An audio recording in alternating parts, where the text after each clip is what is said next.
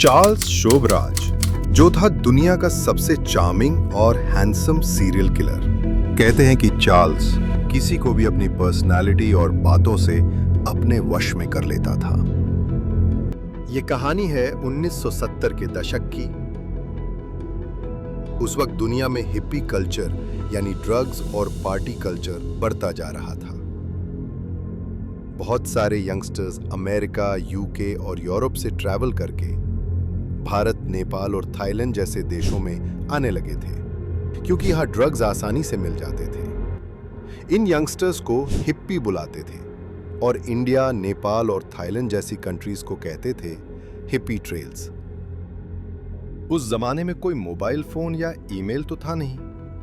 ये यंगस्टर्स अपने घर वालों से महीनों महीनों तक दूर रहते थे और उनके घर वालों को कोई आइडिया भी नहीं होता था कि वो सेफ हैं या नहीं। और इसी दौरान इन फॉरेनर्स के साथ होने लगे कुछ ऐसे क्राइम जिनके बारे में किसी ने सोचा तक नहीं था। 1975 की बात है। थाईलैंड के एक बीच में सुबह के वक्त एक आदमी बीच पर वॉक कर रहा था। उस आदमी को पानी के अंदर एक लड़की की बॉडी दिखी। सबसे शॉकिंग बात यह थी कि उसने सिर्फ एक बिकनी पहनी हुई थी और उसकी आधी बॉडी जली हुई थी। उसे देखकर साफ लग रहा था कि उस लड़की का मर्डर हुआ है। इसके बाद तो ऐसे केसेस की बाढ़ आ गई जहां लड़कियों की बॉडी समुद्र के पानी में मिलने लगी। वो सब इसी तरह की हालत में मिलती थी, 2 पीस बिकिनी में और आधी जली हुई कंडीशन में। पुलिस को यह तो समझ आ गया था कि इन सबके पीछे किसी सीरियल किलर का हाथ है, लेकिन वे ये नहीं समझ पा रहे थे कि वे इस किलर को ढूंढे कैसे।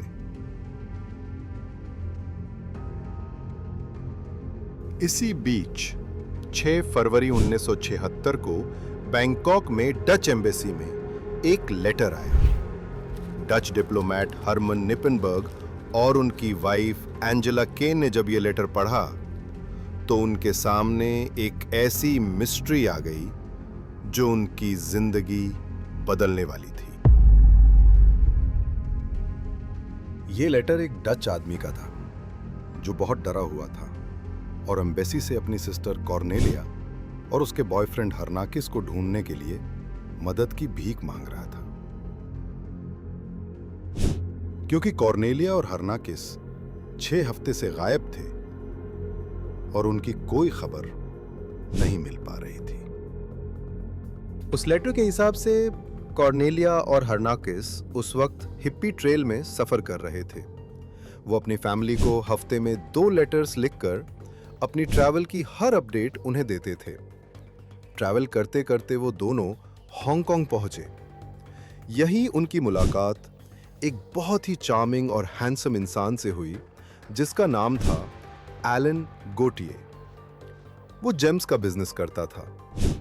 कॉर्नेलिया और हरनाकिस एलन गोटिए से मिलकर उससे बहुत इंप्रेस हो गए और जल्द ही उसके अच्छे दोस्त बन गए। एलन के महंगे कपड़े, हाथों में शानदार घड़ी, चेहरे पर स्टाइलिश और एक्सपेंसिव चश्मा, उसकी ऐसी बढ़िया और रिच लाइफस्टाइल को देखकर हरनाकिस भी उसके जैसा बनना चाहता था। एलन ने कॉर्नेलिया और हरनाकिस को अपने लग्जरी होटल रूम में भी बुलाया और उन्हें फ्री ड्रिंक्स भी पिलाई। हरनाकिस कॉर्नेलिया को प्रपोज करना चाहता था, लेकिन हांगकांग में रिंग्स बहुत ही महंगी थी। जब यह बात उसने एलन को बताई तो एलन ने अपनी कलेक्शन में से एक नई और एक्सपेंसिव रिंग उसे देने का ऑफर किया, वो भी मार्केट के आधे दाम पर। इसके बाद हरनाकिस को एलन पर हद से ज्यादा भरोसा हो गया था। एलन ने उन्हें अपनी खूबसूरत कनेडियन पत्नी मोनिक से भी इंट्रोड्यूस कराया। हरनाकिस ने कॉर्नेलिया को एलन और मोनिक के सामने ही प्रपोज कर दिया। कॉर्नेलिया ने ये सब बातें अपने भाई को लेटर लिखकर बताईं और ये भी लिखा कि एलन और मोनिक ने उन्हें बैंकॉक आने के लिए इनवाइट किया है और उनकी अगली डेस्टिनेशन वहीं होगी। लेकिन जब हरनाकिस और कॉर्नेलिया बैंकॉक पहुंचे, अचानक उन्होंने अपने भाई को लेटर लिखना बंद कर दिया। कॉर्नेलिया के भाई ने होटल में कांटेक्ट करने की कोशिश की, लेकिन होटल के स्टाफ ने बताया हर्नाकिस और कॉर्नेलिया ने तो कभी चेक इन किया ही नहीं। हरमन ने तुरंत इस केस के बारे में डच एम्बेसडर से बात की, लेकिन उन्होंने हरमन को झिड़क दिया और कहा कि ये हिप्पी लोग अक्सर ड्रग्स के नशे में ऐसा करते रहते हैं, यह आम बात है।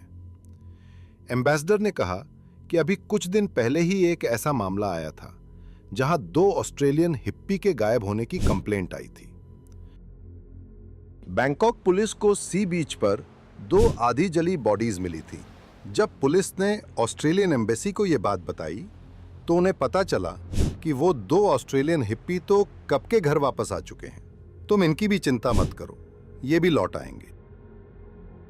एम्बेसडर ने जोर देकर कहा कि वो दोनों भी नशा उतरने पर वापस आ जाएंगे। जहां एक और एम्बेसडर हरमन को यह कहानी बताकर चिंता न करने की सलाह दे रहे थे, वहीं दूसरी ओर हरमन सोच रहे थे कि बैंकॉक के शवगृह में 2 अज्ञात लाशें पड़ी हैं, जो हर्नाकिस और कॉर्नेलिया की भी हो सकती हैं। और हरमन का शक सही निकला, क्योंकि उन लाशों के डेंटल रिकॉर्ड हर्नाकिस और कॉर्नेलिया के डेंटल रिकॉर्ड से बिल्कुल मेल खाते पाए गए। लेकिन बैंकॉक पुलिस ने हरमन की बात सुनने से इनकार कर दिया, क्योंकि उनके मर्डर के 2 दिन बाद ही हर्नाकिस और कॉर्नेलिया के पासपोर्ट पर यात्रा दर्ज थी। मतलब पुलिस के अनुसार हर्नाकिस और कॉर्नेलिया ट्रैवल कर रहे थे, तो वो मर कैसे सकते थे? हरमन और एंजेला ने पिछले कुछ सालों में थाईलैंड में हुए हिप्पियों के मर्डर और मिसिंग रिपोर्ट्स को इन्वेस्टिगेट करना शुरू किया, तो उन्हें 2 मिसिंग लड़कियों टेरेसा और चार्मैन के बारे में भी पता चला। इन लड़कियों के पेरेंट्स से बात करके उन्हें पता चला कि इन लड़कियों ने भी फ्रेंड जेम्स डीलर एलन का जिक्र किया था। टेरेसा और चार्मैन की बॉडी का डिस्क्रिप्शन उन लड़कियों से मैच हुआ जो पिछले साल बिकनी किलर केस में सामने आई थी। लेकिन पुलिस के हिसाब से ये दोनों लड़कियां अभी भी जिंदा थीं, क्योंकि इन लड़कियों ने भी अभी ट्रैवल किया था और ट्रैवलर्स चेक का इस्तेमाल किया था और अपने अकाउंट से पैसे निकाले थे।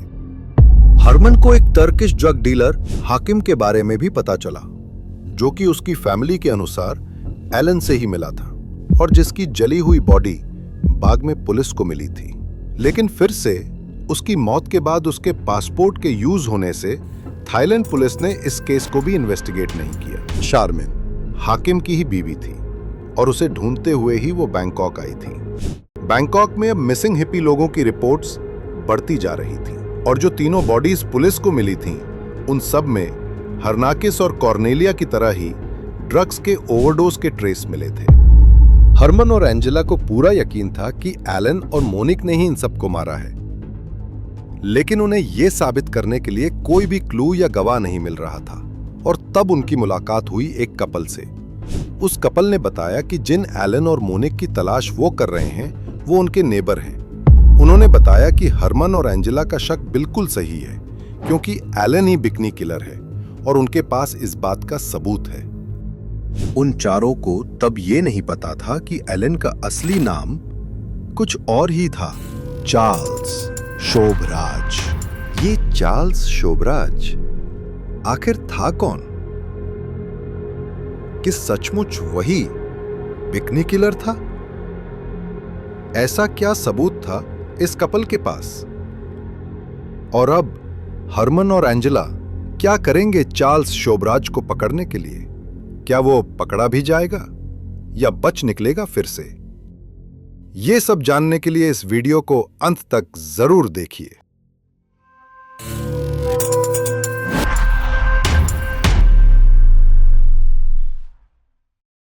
सीरियल किलर चार्ल्स शोभराज के कई नकली और झूठे नामों में से एक नाम था एलन, लेकिन नैडीन को इस बात का जरा भी अंदाजा नहीं था। साल 1975 में नैडीन और उनके पति रेमी थाईलैंड के कनित हाउस में रहने आए।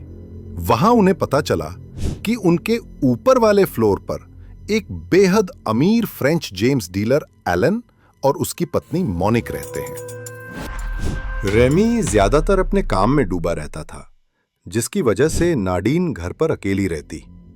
इसी दौरान उसकी मुलाकात मोनिक से हुई और दोनों के बीच दोस्ती हो गई।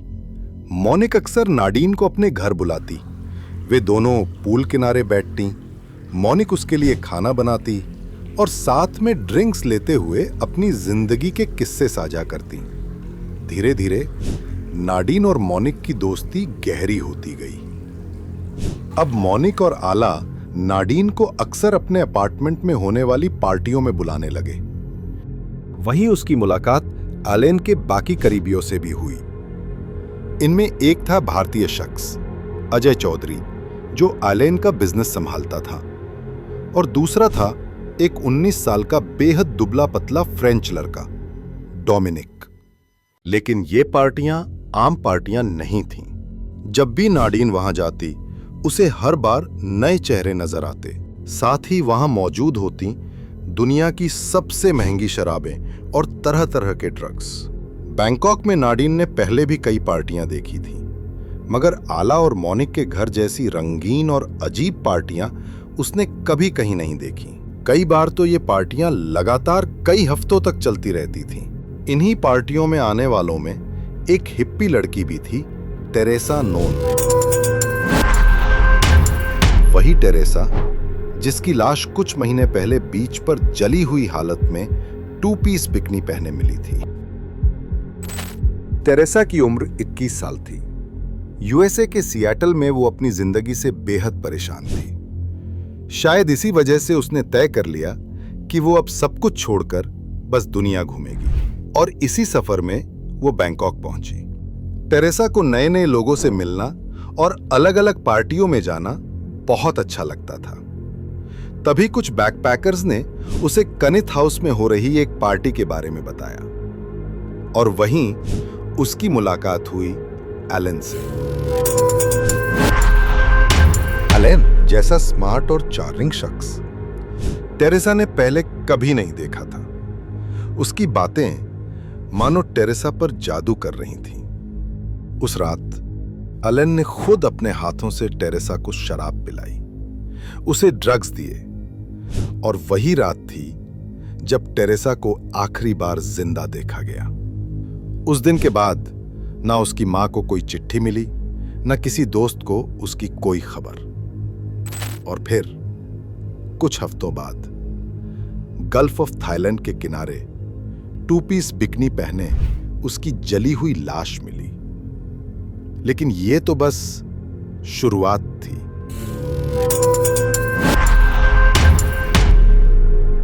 कुछ ही समय बाद शारमेन नाम की एक फ्रेंच लड़की बैंकॉक पहुंची। वो अपने पति विताली हकीम की तलाश में थी। टर्की से आई शारमेन को आखिरी बार अपने पति से जो मैसेज मिला था, उसमें कनिथ हाउस और एलन का जिक्र था। जब शारमेन ने एलन और मोनिक से मुलाकात की, तो एलन ने कहा, हां, विताली उससे मिला था, उन्होंने साथ में पार्टी भी की थी, लेकिन उसके बाद वो फिर कभी नजर नहीं आया।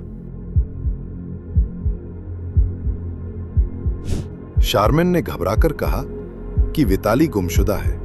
इस पर एलन ने उसे दिलासा दिया और कहा, तुम चिंता मत करो, मैं खुद उसे ढूंढूंगा, और जब तक वो मिल नहीं जाता तुम हमारे साथ रह सकती हो। लेकिन कुछ ही दिनों बाद पुलिस को शारमेन की भी लाश मिली। विताली असल में तुर्की का एक ड्रग डीलर था। उन दिनों थाईलैंड ड्रग स्मगलिंग का बड़ा अड्डा बन चुका था। विताली जानता था कि पटाया में ड्रग्स बेचकर वो अपनी पूरी जिंदगी की कमाई से भी ज्यादा मुनाफा कमा सकता है। इसी लालच में वो थाईलैंड आया और उसने पटाया में ड्रग्स का कारोबार शुरू कर दिया। एक दिन ड्रग्स बेचते बेचते वो एक रिजॉर्ट पहुंचा, जहां उसकी मुलाकात हुई जेम्स डीलर एलन से। एलन ने उसके माल के लिए उसे मोटी रकम ऑफर की और उसे कनिथ हाउस में पार्टी के लिए न्योता दिया। विताली खुशी खुशी वहां चला गया, लेकिन अगले ही दिन सड़क पर उसकी पूरी तरह जली हुई लाश मिली। नाडीन ने खुद विताली और शारमेन दोनों को एलन की पार्टियों में देखा था। वहीं उसने दो और चेहरों को भी नोटिस किया था, हर्नाकिस और कॉर्नेलिया। नाडीन को याद है कि एक रात उसने उनकी चीखें सुनी। दोनों ड्रग्स के ओवरडोज से करा रहे थे। डर के मारे जब उसने एलन से पूछा तो उसने कहा था, कुछ नहीं, उनकी तबीयत खराब है, हम उन्हें हॉस्पिटल ले जा रहे हैं। लेकिन उस रात के बाद हर्नाकिस और कॉर्नेलिया को किसी ने नहीं देखा। बाहर थाईलैंड पुलिस को एक के बाद एक लाशें मिल रही थीं, लेकिन अंदर कनिथ हाउस की पार्टियां और भी शोर शराबे वाली और भी लंबी होती जा रही थी। इस बीच मोनिक का बर्ताव भी अजीब होने लगा। नाडीन का शक गहराने लगा था। उसने अपनी आंखों से देखा था कि कैसे एलन कुछ हिप्पियों को रात में बेहोशी की हालत में कहीं ले जा रहा था। कुछ समय बाद आला, मोनिक और अजय छुट्टियों पर बाहर गए और घर पर अकेला रह गया वो दुबला पतला लड़का डोमिनिक। आदिन और रेमी पहले से ही उससे दोस्ती कर चुके थे। डोमिनिक की तबीयत अक्सर बिगड़ती रहती थी, इसलिए एक दिन नाडीन और रेमी उससे उसका हालचाल पूछने चले गए। उस दिन डोमिनिक ने जो सच बताया, उसने उनकी दुनिया ही हिला दी। उसने कहा कि उसकी बिगड़ती हालत का जिम्मेदार खुद एलन है। डोमिनिक ने बताया कि वो फ्रांस में अपना परिवार छोड़कर अकेले दुनिया घूमने निकला था। कुछ दिनों तक उसने क्रूज पर काम किया और फिर बैंकॉक आ पहुंचा। उसे पैसों और काम की जरूरत थी ताकि अपनी यात्रा जारी रख सके। तभी उसकी मुलाकात एलन और मोनिक थी से हुई। उनकी बातें सुनकर वो उनके झांसे में आ गया। घर के छोटे मोटे कामों के बदले उसे उनके अपार्टमेंट में रहने की इजाजत मिल गई। लेकिन असली कहानी अब शुरू हुई थी। फ्री में रहना, ऊपर से काम के पैसे मिलना। डोमिनिक को यह डील बेहतरीन लगी, लेकिन जैसे ही वो वहां रहने लगा, उसकी तबीयत बिगड़ने लगी। शैलन और मोनिक ने उसे दवाइयां दी और भरोसा दिलाया, तुम हमारे छोटे भाई जैसे हो, हम तुम्हारा पूरा ख्याल रखेंगे। मगर हुआ इसके उलट। दवाइयों की मात्रा बढ़ती गई और डोमिनिक की हालत दिन ब दिन और बिगड़ती चली गई। एलन और मोनिक ने उसे दवाइयां दी और भरोसा दिलाया, तुम हमारे छोटे भाई जैसे हो, हम तुम्हारा पूरा ख्याल रखेंगे। डोमिनिक ने अपनी आंखों से देखा था कैसे कनिथ हाउस में हिप्पी आते, पार्टी करते और एलन और मोनिक उन्हें ड्रग्स देते। उसके बाद उनकी हालत खराब हो जाती। कई बार उसने एलन और अजय को उन बेहोश हिप्पियों को हॉस्पिटल ले जाते देखा। लेकिन अजीब बात यह थी कि वे लोग फिर कभी वापस नहीं आते थे। धीरे धीरे जब बिकनी किलर और हिप्पियों की जली हुई लाशों की खबरें बैंकॉक में फैलने लगी, तो डोमिनिक को अपनी जान की फिक्र सताने लगी। फिर एक दिन जब एलन और अजय दो बेहोश हिप्पियों को छोड़कर लौटे, तो डोमिनिक उनके कपड़े साफ कर रहा था। तभी उसे उन कपड़ों से गैसोलीन की तेज बदबू आई। कुछ ही दिनों बाद बैंकॉक में दो और लोगों के जलाकर मारे जाने की खबर आ गई। डोमिनिक को यकीन हो गया कि यह सब एलन का ही काम है। उसने नाडीन और रेमी से कहा, एलन इन मरे हुए लोगों के पासपोर्ट चुरा लेता है और उन्हीं के नाम से अपनी पहचान बदलता रहता है। जब नाडीन और रेमी ने उससे पूछा, तो तुम यहां से निकल क्यों नहीं जाते, तो डोमिनिक ने एक और सच बताया, एलन ने मेरा पासपोर्ट छीन लिया था, और सिर्फ मेरा नहीं, कई और हिप्पियों के पासपोर्ट भी उसने अपने अपार्टमेंट में छुपा कर रखे थे।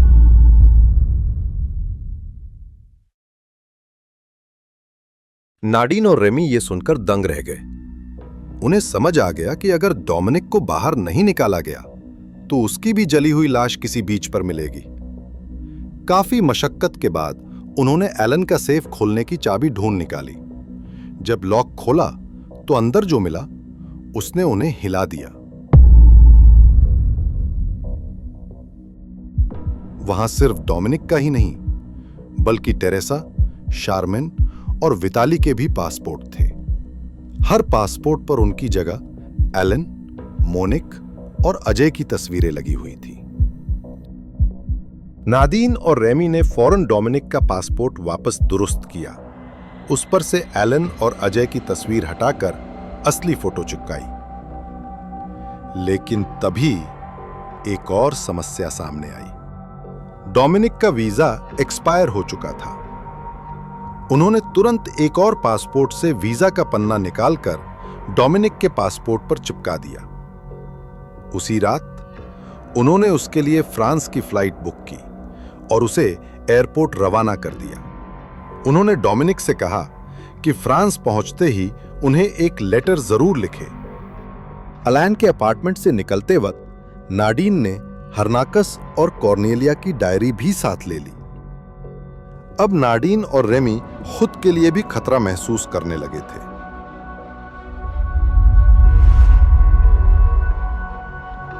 उन्हें पूरा यकीन था कि जब एलन, मोनिक और अजय वापस लौटेंगे तो उन पर शक जरूर करेंगे।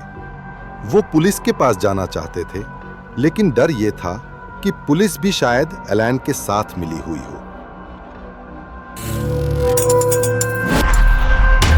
उन्हें समझ नहीं आ रहा था कि अब किस पर भरोसा करें, किसके पास जाएं। आखिरकार उन्होंने हरमन से मदद लेने का फैसला किया। लेकिन सवाल यह था, जब एलन को पता चलेगा कि डोमिनिक अब वहां नहीं है, तो वो क्या करेगा? क्या हरमन नाडीन और रेमी की जान बचा पाएगा? और क्या डोमिनिक सचमुच सुरक्षित फ्रांस लौट पाएगा? चार्ल्स शोबराज की यह दास्तान अब एक बेहद दिलचस्प मोड़ पर आ गई है। इसलिए इस वीडियो को अंत तक जरूर देखिए। एक दिन नाडीन होटल की लॉबी में बैठी थी। तभी अचानक किसी ने उसके कंधे पर हाथ रखा। उसने धीरे से पलटकर देखा तो वो एलन था। उसके साथ थे मोनिक और अजय। उन तीनों के चेहरे पर नकली मुस्कान थी।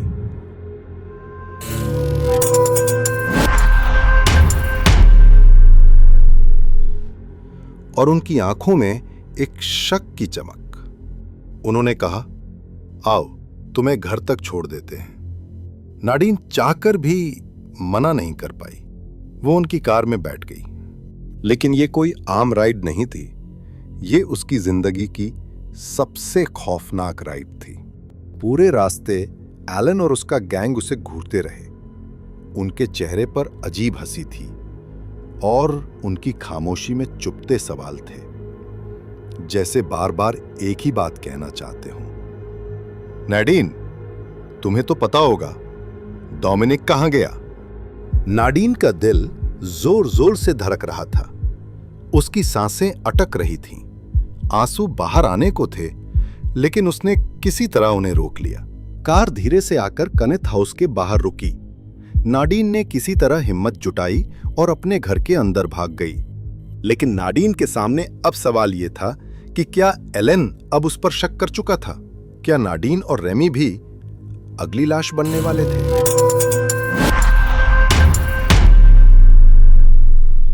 चार्ल्स शोबराज की यह दास्तान अब और भी डरावना मोड़ ले चुकी है और आगे जो हुआ वो आपके होश उड़ा देगा।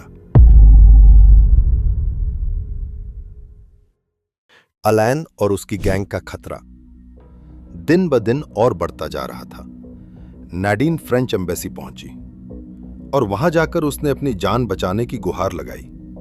उसे अब पूरा यकीन हो चुका था कि उसका पड़ोसी ही वो खतरनाक बिकनी सीरियल किलर है जिसे पुलिस ढूंढ रही है। सबूत के तौर पर उसने एम्बेसी में हर्नाकस और कॉर्नेलिया की डायरी भी जमा करवाई, जिसमें एक कॉन्टैक्ट कार्ड था और उस पर लिखा था एलन गुटियर का नाम। इसी एम्बेसी के जरिए नाडीन और रेमी की मुलाकात हरमन और एंजेला से हुई। जब हरमन ने नाडीन को टेरेसा, कॉर्नेलिया, हर्नाकिस, शारमेन और विताली की तस्वीरें दिखाईं, तो नाडीन और रेमी ने तुरंत पहचान लिया। उन्होंने कहा कि ये सभी लोग उन्होंने एलन के अपार्टमेंट में आते जाते देखे थे। इसके बाद उन्होंने हरमन और एंजेला को एलन की पूरी कहानी सुनाई।